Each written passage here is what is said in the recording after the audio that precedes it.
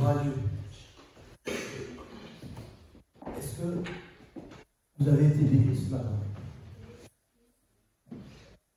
Est-ce que vous sentez la présence du Seigneur? Il est là parmi nous, à partir du moment où on est assemblé à 2 ou 3. Et ce matin, il va nous parler. C'est pour ça que nous nous assemblons, c'est pas pour nous réunir parce qu'on s'aime bien, c'est vrai qu'on s'aime bien, on est frères et sœurs, mais on veut se réunir autour de la parole. Parce que le Seigneur, il a toujours quelque chose à nous dire, tous les jours de notre vie, et jusqu'à son retour, ou jusqu'à notre mort, où nous irons avec lui. Et donc ce matin, je vais demander à Samuel s'il veut bien prier pour moi, pour apporter cette parole, parce que c'est un privilège, mais c'est aussi une charge. Que le Seigneur puisse me donner la force et l'intelligence. Amen. Seigneur, dans ta parole, tu dis que là où 2 ou 3 sont ensemble, en ton nom, tu es au milieu d'eux. On veut t'accueillir parmi nous, on veut te laisser la place dans nos cœurs. Je te remets Thierry, Seigneur, que tu nous donnes les paroles que tu as pour nous, Seigneur. On est disponible à cette parole. Dans nos cœurs et notre intelligence. Je te remets ces moments, Seigneur.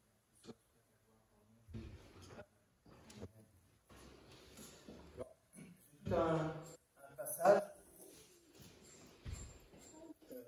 Donc, je ne vais pas le lire en entier, on va le faire verset par verset. J'ai peur d'être un petit peu trop long, et comme je veux essayer de me limiter à 30 minutes, c'est bien. Et donc après, c'est un peu long. Donc, le texte va apparaître là. Je pense que Sergueï va suivre ma prédication, et puis on va avancer ensemble sur ce passage que nous avons commencé la dernière fois que j'ai apporté la parole. C'est le passage de David et Goliath. Et donc, pour résumer un petit peu ce qui avait été dit la dernière fois, le peuple d'Israël avait désobéi à Dieu parce qu'il n'avait pas conquis en totalité Canaan, et il n'avait pas éradiqué tous les peuples idolâtres. Et la conséquence, c'est que les Philistins, non seulement ils n'étaient pas repoussés, mais ils étaient chez les Israélites.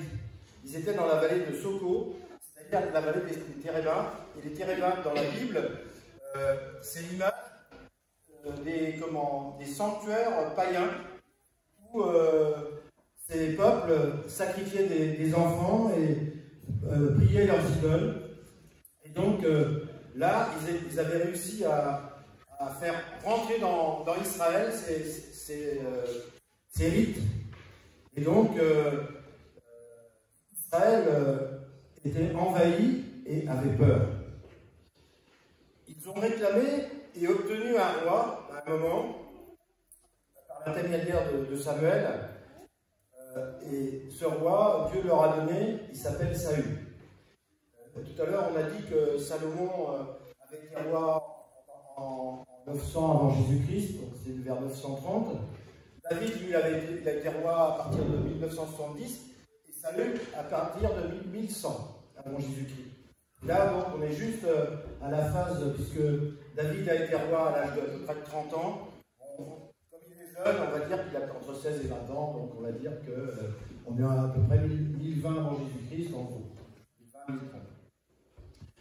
Et donc, ils ont obtenu, comme j'ai dit, un roi, Saül, et ils avaient demandé ce roi pour s'éloigner en fait de Dieu et limiter les peuples païens. Ils se sont tellement éloignés de Dieu qu'ils sont dans l'effroi et la peur, parce que à aucun moment ils peuvent se tourner vers lui parce qu'ils l'ont oublié.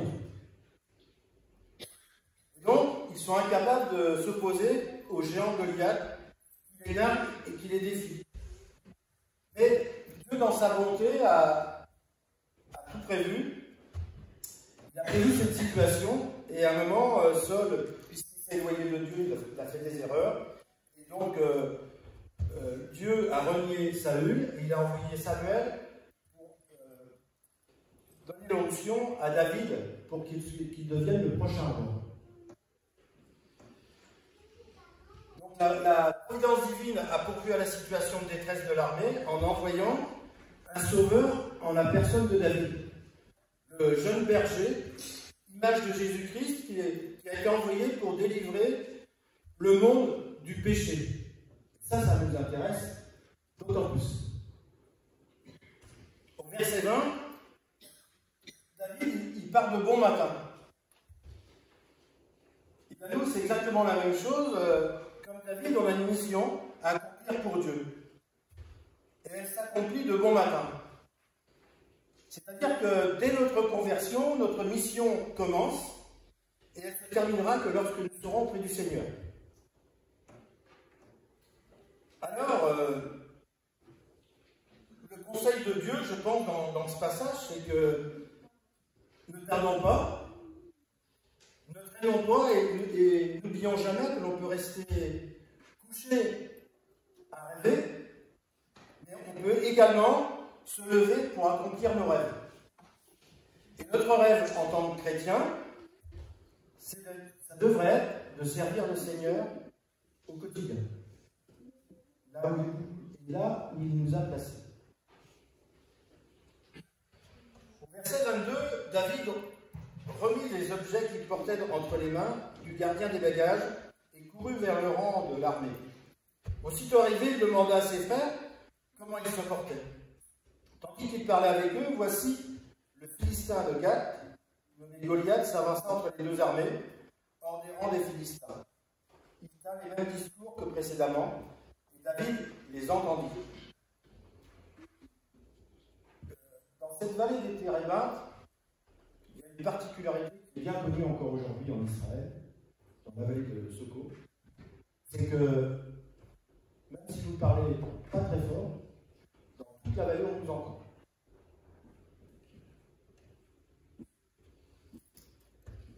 Je le dis au passage parce que ça va avoir de l'importance sur le passage. Alors, ce qui est à souligner ici, David, en première action, il met les objets qu'on lui a confiés en lieu sûr. Et la deuxième action qu'il fait, il court. Et il va prendre des nouvelles de ses frères. Il court et il va. Il agit. Nous, en premier lieu, si on s'inspire de ce qui est écrit ici, il faut qu'on mette ce que Dieu nous a donné de précieux, son salut, sa parole, tous les outils qu'il nous a donnés, il faut qu'on les mette en lieu sûr. Il faut qu'on les conserve. Il ne faut pas qu'on les oublie. C'est précieux. Il faut en prendre soin. Et il faut qu'on court et qu'on agisse, qu'on assiste et qu'on prenne soin de nos frères et sœurs. On est ensemble assemblés, on n'est pas assemblés que le dimanche, on doit être assemblés même toute la semaine, que ce soit avec notre communauté, mais tous les chrétiens du monde entier. Nous sommes un grand peuple, nous sommes le peuple de Dieu. Je rappelle qu'au verset 10, Goliath, lui, quand il s'avance, il envoie un défi au peuple d'Israël. Je jette en ce jour un défi à l'armée d'Israël. Donnez-moi un homme et nous nous battrons ensemble. Et pendant ça, il le fait 40 fois. Il réaffirme le défi. Et là, il le fait par contre en présence de David. Aujourd'hui, et tous les jours de notre vie, le défi est réaffirmé également. L'ennemi, il est là. Même si des fois, on n'en a pas conscience, on l'oublie. Et pourtant, il nous lance un défi tous les jours. On a besoin d'avoir la victoire sur nos épreuves, sur nos imperfections, sur nos pensées, sur nos actes, sur nos réactions. Donc, le défi est réaffirmé. À la vue de cet homme, tous ceux d'Israël s'enfuirent devant lui et furent saisis d'une grande crainte. David, le jeune berger qui parlait avec des guerriers aguerris, se retrouve tout seul. Il n'y a plus personne. C'est pour ça, tout à l'heure, je vous ai dit que c'est une vallée où, quand on parle pas très fort, tout le monde entend, mais la Goliath, à mon avis, il lui parlait fort déjà. Donc ça a pu résonner dans la vallée, Et les guerriers même aguerris avaient les jambes qui flageolaient à sa vue. Donc David reste seul.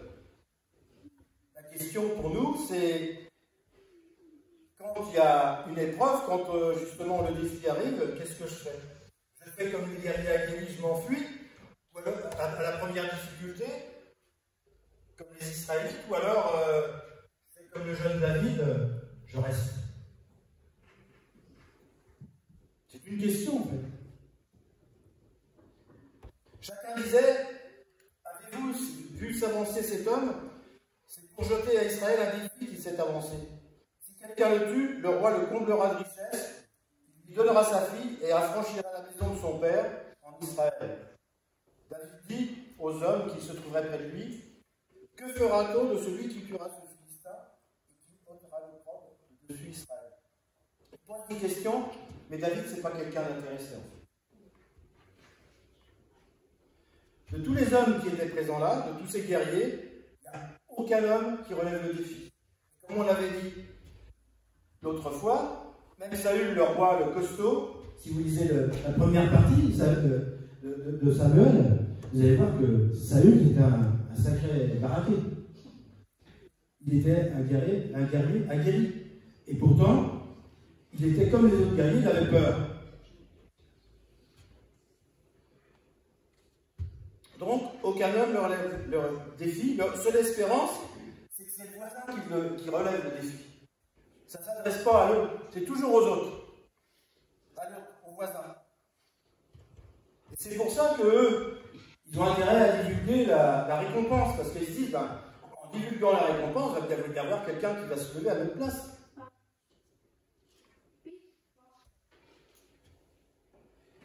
Et même le roi, donc Saül, il ne va pas, et s'il a envoyé une récompense, pour lui, c'est encore un aveu de faiblesse. Puisqu'il propose une récompense, c'est qu'il ne se sent pas capable d'y aller.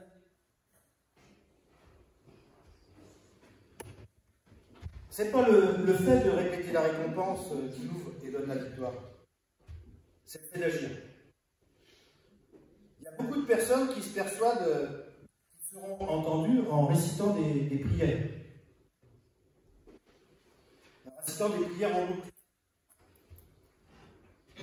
Et des fois, ce sont des prières qu'on apprend par cœur.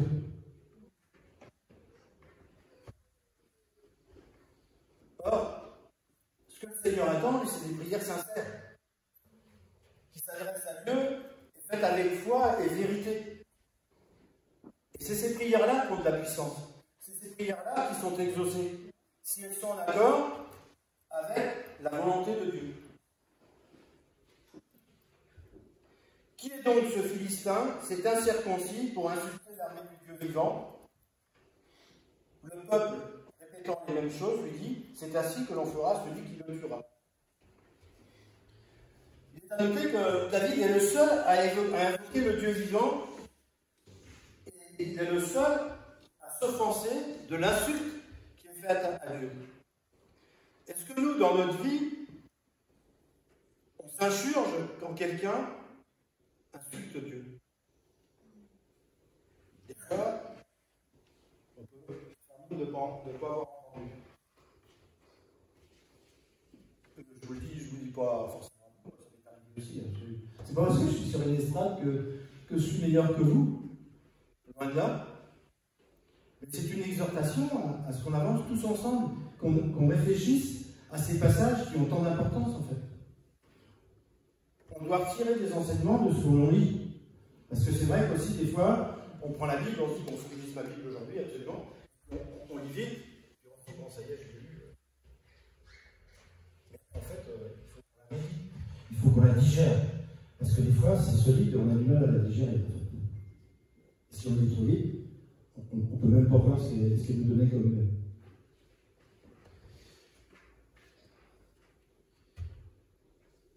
Alors donc je disais que c'est la prière sincère qui est importante et faite par la foi. Et donc David est le seul à invoquer le Dieu vivant et à s'offenser. Et le peuple, lui, est toujours dans l'espoir que quelqu'un accepte le défi à la récompense qui est promise par Saül. C'est-à-dire à défier Goliath.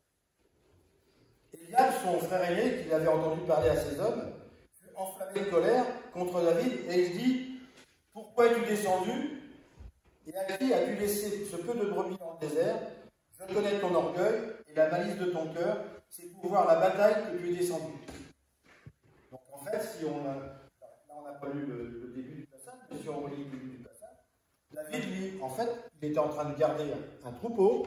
Son père lui a demandé de monter vers ses frères pour leur donner à manger, pour s'occuper d'eux et prendre de ses nouvelles. Et donc c'est pour ça qu'il est monté. Donc là, le frère, lui, en fait, il a subi un premier affront. C'est le frère le aîné de toute la fratrie. Et quand Samuel est venu le joindre comme futur roi, le jugement dans les familles, c'est l'aîné qui est pris. Alors que lui, c'est le plus jeune. Et donc là, le grand frère Eliab, il a pris, on dirait aujourd'hui, il a pris une grosse claque. Donc en fait, c'est lui qui est jeune. C'est lui qui a mère. Parce qu'il n'a pas été choisi par lui. Et en fait, en passant, c'est pas parce qu'on est chrétien depuis 40 ans qu'on est mieux que le chrétien que celui qui s'est donné à Jésus 6 mois avant. On a tous notre chemin à faire et il n'y a pas d'échelle. On est tous là pour servir. Donc là, le frère, en fait, parce qu'il est comme les autres guerriers, il prend juste en pleine face le fait que lui non plus, Eliab, il a fui comme les autres tout à l'heure et il ne va pas relever le défi. Et il voit son petit frère, le plus jeune, qui lui se pose des questions pour aller relever le défi. Quelle leçon?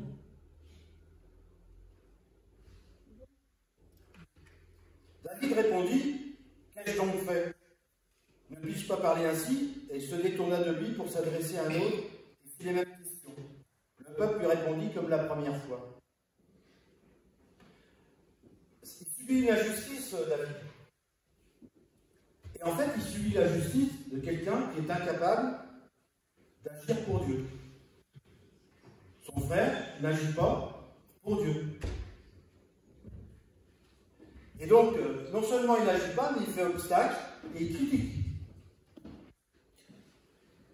Mais nous, en tant que chrétiens, on doit faire comme David. On ne doit pas se laisser décourager, même si on a un frère ou une sœur qui est désobligeant quand on veut travailler pour le Seigneur. Il faut que l'on obéisse à la direction et au service que nous donne le Seigneur.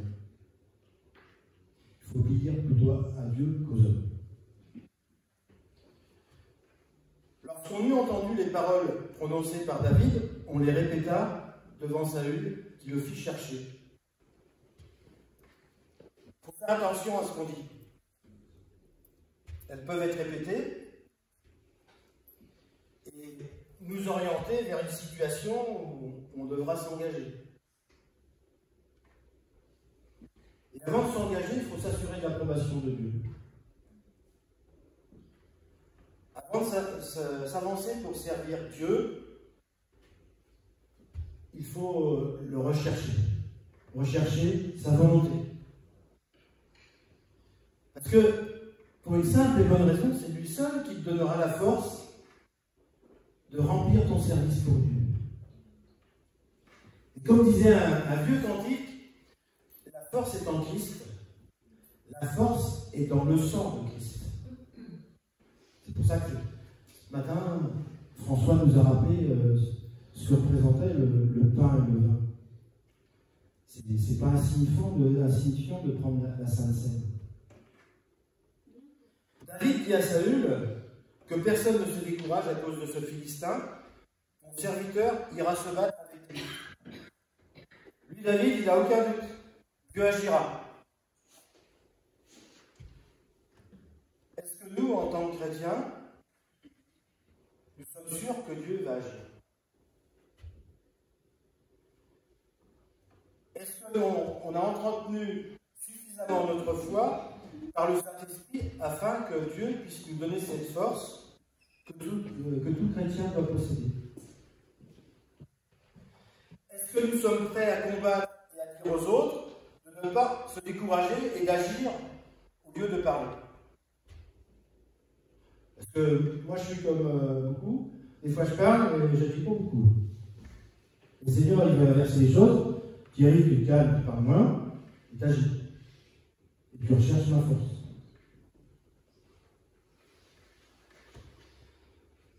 David, Saül dit à David, tu ne peux pas aller te battre avec ce Philistin car tu es un enfant.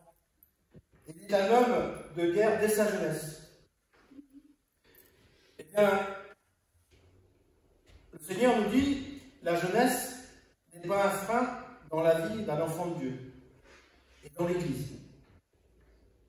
En effet, la Bible elle nous montre que beaucoup de jeunes hommes et d'adolescents ont été exemplaires devant les circonstances permises par Dieu et pas n'importe lesquelles. Joseph, quand il a été vendu par ses frères et qu'il est devenu premier ministre du roi égyptien.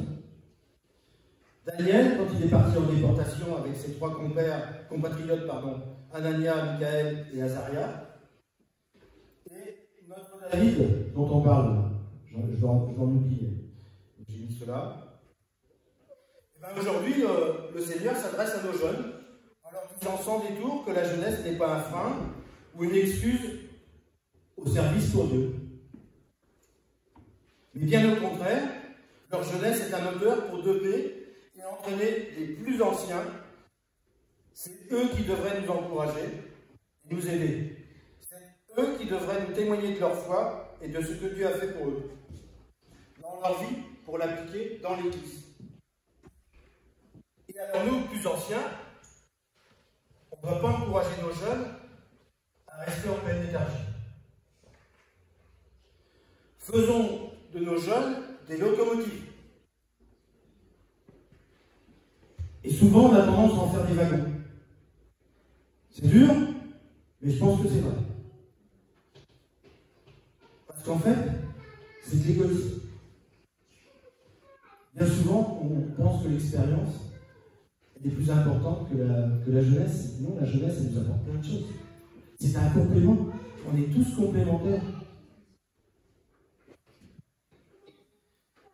Il faut en faire des locomotives pour qu'ils puissent nous emmener plus loin et plus vite. Ils sont plus alertes. Ils ont peut-être aussi plus d'idées. Et surtout, il ne faut pas qu'on les encourage à avoir des faux semblants comme a eu Saül. On va le voir un peu plus loin. David dit à Saül, ton serviteur faisait paître les brebis de son père, et quand un lion ou un ours venait en enlever une du troupeau, je courais après lui. Je le frappais, j'arrachais la brebis de sa gueule. S'il se dressait contre moi, je le saisissais par la gorge, je le frappais et je le tuais. C'est ainsi que ton serviteur a terrassé le lion et l'ours. Il en fera du Philistin, de cet incirconcis, comme de l'un d'eux. Car il a insulté le Dieu des armées. Parmi les dieux des gens. David dit encore, l'Éternel qui m'a délivré de la nuit du lion et de la patte de l'ours me délivrera aussi de la main de ce Philistin. Et Saül dit à David, va et que l'Éternel soit avec toi. Pour David, le vrai géant, c'est Dieu. C'est lui qui lui donne la force d'affronter, de battre le lion et l'ours. C'est lui qui va lui donner la force pour battre Goliath. Lorsque nous sommes dans la difficulté, est-ce qu'on a tendance à se rappeler des jours d'épreuve, ou est-ce qu'on a tendance à se rappeler des fois où le Seigneur nous a sortis de l'épreuve, où le Seigneur nous a bénis? Est-ce que nous ressassons les épreuves, ou alors nous pouvons témoigner de la puissance de Dieu?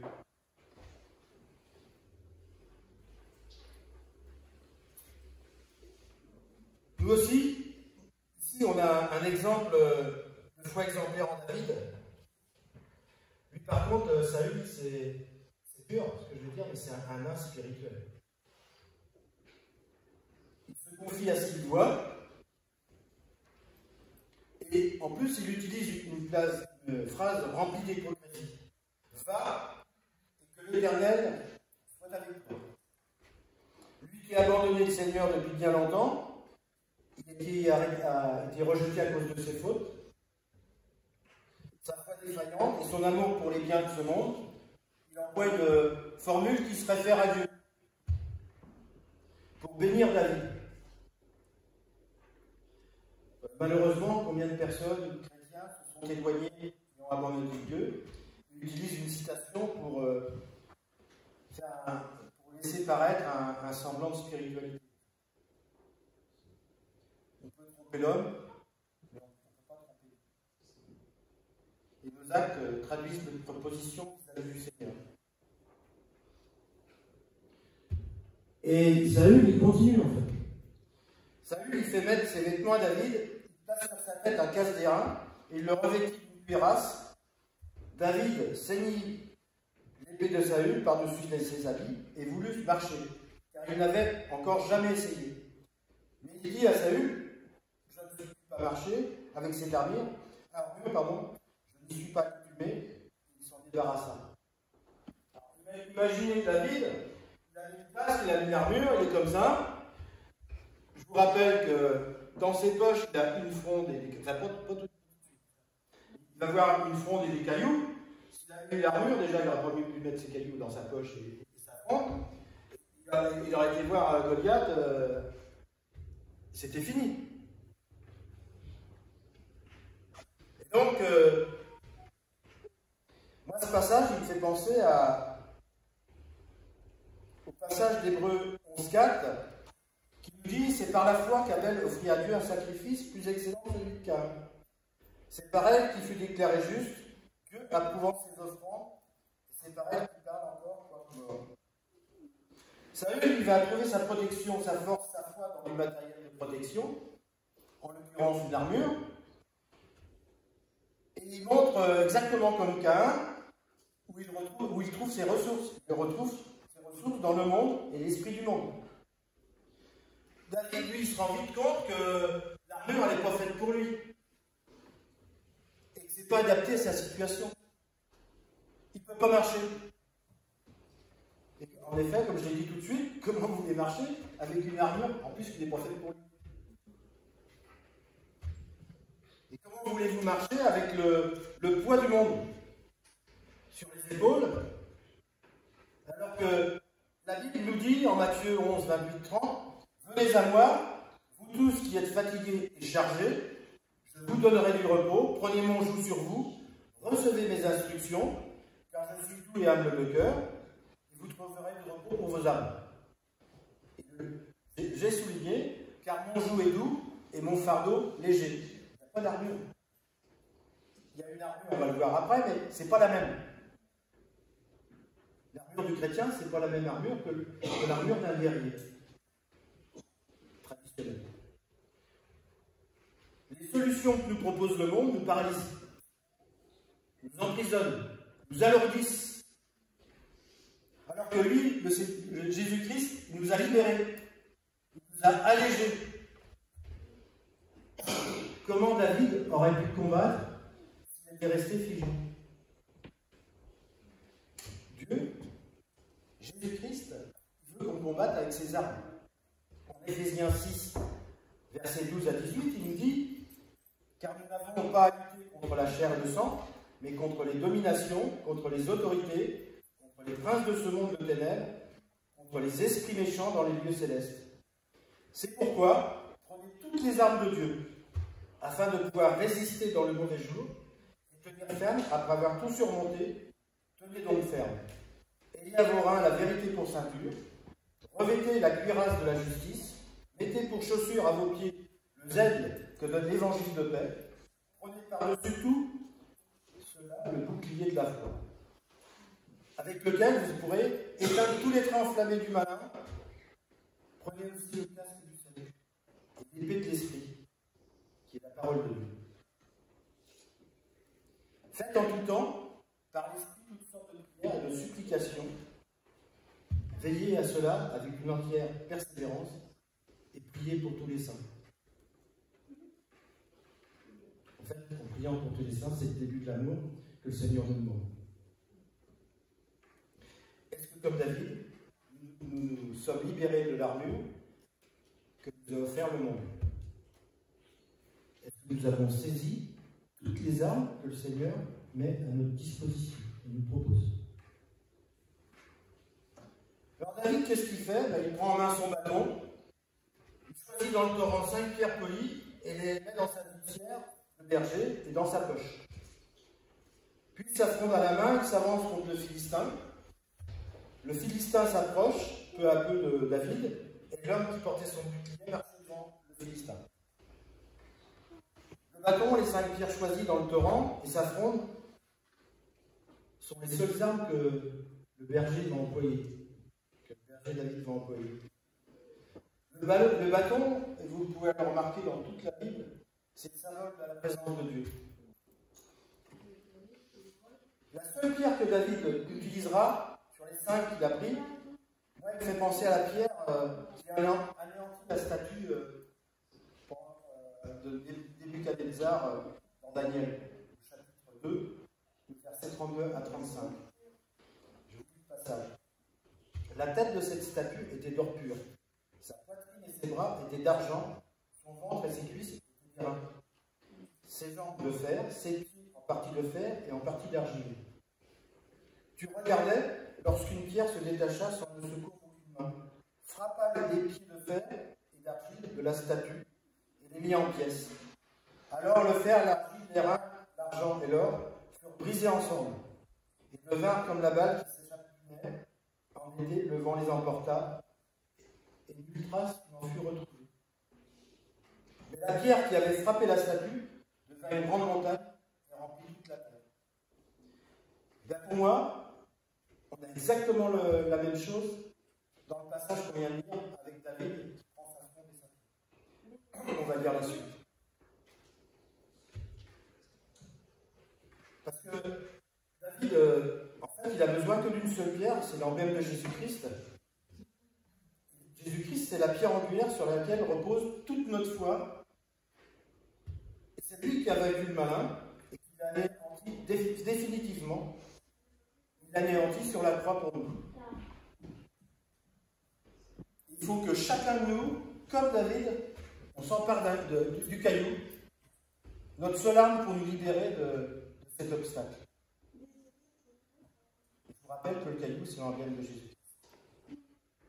Le Philistin regarda, lorsqu'il aperçut David, il le méprisa, ne voyant en lui qu'un enfant blond et une belle figure. Le Philistin dit à David, suis un chien, pour que tu viennes à moi avec des bâtons. Et après l'avoir maudit par ses dieux, il ajouta, viens vers moi, je te donnerai ta chair aux oiseaux du ciel et aux bêtes des champs.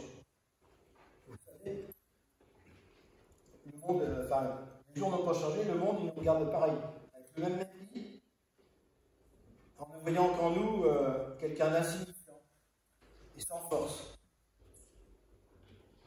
Et quelque part, le monde a raison. Mais le monde, il est comme Goliath. Ce qu'il ne voit pas, c'est que nous sommes revêtus de la grâce du Seigneur. Il faut qu'on se rappelle, chacun d'entre nous, que nous sommes remplis de la puissance de Dieu. Que dans chaque épreuve, devant chaque circonstance, le Seigneur est avec nous.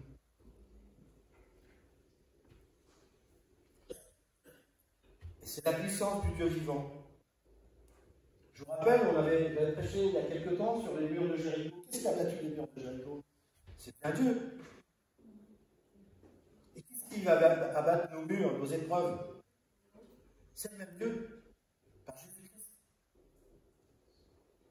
Et le Seigneur nous dit ce matin, quelle que soit ton épreuve et ta difficulté, je suis là et tu seras vainqueur. C'est un message de vainqueur. Nous ne sommes pas des vaincus, nous sommes des vainqueurs par Jésus-Christ. En 2 Corinthiens 10,4, on nous dit, Paul nous dit, en effet, les armes avec lesquelles nous combattons ne sont pas humaines, mais elles sont puissantes grâce à Dieu pour renverser les forteresses. 2 Corinthiens 4:10. Tu peux le noter, quand tu es dans la difficulté, tu relis ça. David dit aux Philistins, tu marches contre moi avec l'épée, la lance et le javelot, et moi je marche contre toi au nom de l'Éternel des armées,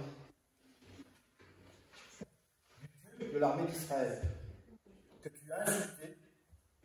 Aujourd'hui l'Éternel te livrera entre mes mains, je t'abattrai, je te couperai la tête. Aujourd'hui je donnerai les cadavres du camp des Philistins aux oiseaux du ciel et aux animaux de la terre. Et toute la terre saura qu'Israël a un Dieu, et toute cette multitude saura que ce n'est ni par l'épée, ni par la lance que l'Éternel sauve. Car la victoire appartient à l'Éternel, et il vous livre, vous les Philistins, entre nos mains. Et je vous rappelle que c'est dans la vallée de et que ça résonne. Donc tout le monde a entendu le Philistin, et tout le monde a entendu le témoignage de David. Et pour qui combattait.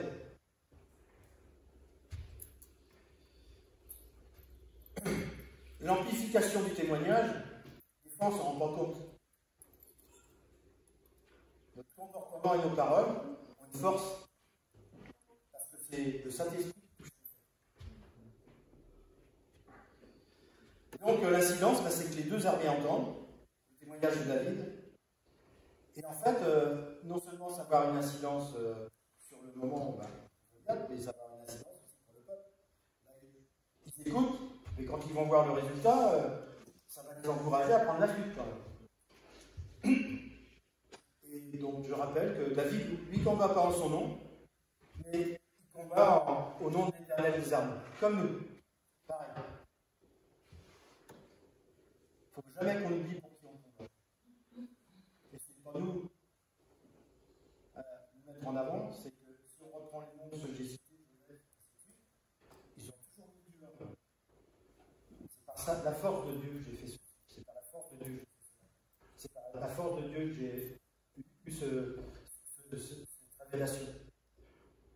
Aussitôt que le Philistin se mit en mouvement pour marcher devant le Christ de David, David courut sur le champ de bataille à la rencontre du Philistin. Il mit la main dans sa gibecière, il prit une pierre, il la lança avec sa fronde, il frappa le Philistin à mort, au front, pardon. La pierre s'enfonça dans le front du Philistin qui tomba le visage contre. David, il se laisse pas impressionner par l'aspect monumental de Goliath. Il ne se laisse pas impressionner par l'obstacle monumental qui se dresse devant lui.